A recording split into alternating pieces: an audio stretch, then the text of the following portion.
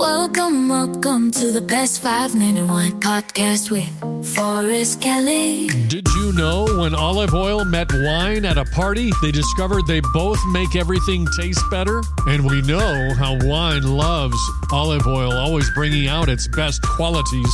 Let's talk olive oil. Best 5-minute wine podcast. I mean, olive oil should be made from olives for starters. Unfortunately, a lot of the stuff in Italy isn't even because the Mafia has gotten their hands into that world as well. What? And so often olive oils that get exported are made from soybean oils and put a little bit of chlorophyll in there to give them that nice green color that makes them look a little more sincere, and off you go. So, in terms of what you look for, it's tough because even the ones that say made in Italy aren't always made in Italy. But at Rimessa, Roscioli, we have all the just small artisans that, again, and that's just the way we work with. We go meet them all in person before we never let someone just send a sample and say, okay, that was good, we'll take it. We go meet people. Roscioli has always done an extreme amount of research on the products and the producers and the land where things are coming from. We go and see these places. We don't just, and you can tell this because we do videos. We have probably 600 videos of winemakers and cheese makers and olive oil producers on our YouTube channel.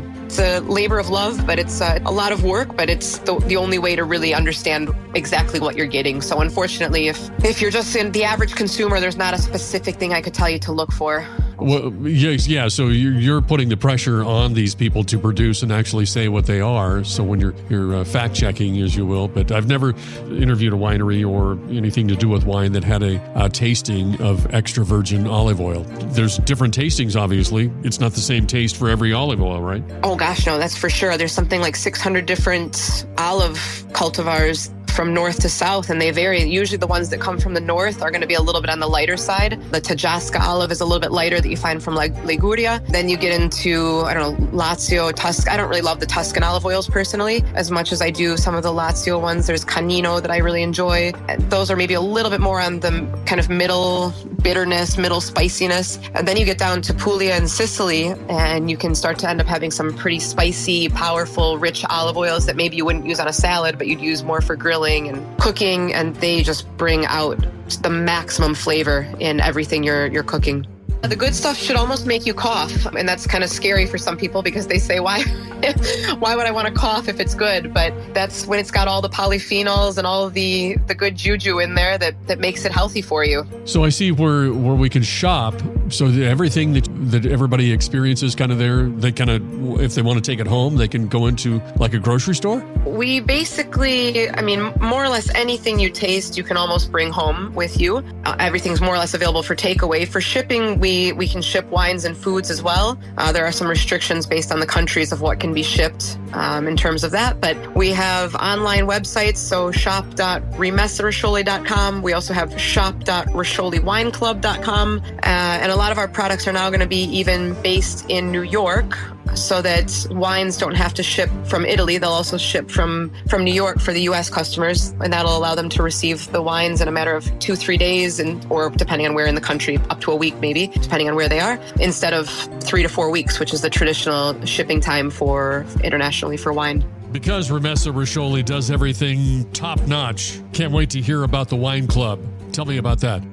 Yeah, so we have 4 different levels currently. Probably they will end up becoming 3 because the Legends level is we just can't accept new members because the wines are so allocated at that level. But we basically have one that would be about 800 per year as the what we call the Essential or Level 1 Wine Club. Then the next one up would be around a little over 1,000 per year. The next one up would be 2,000 per year.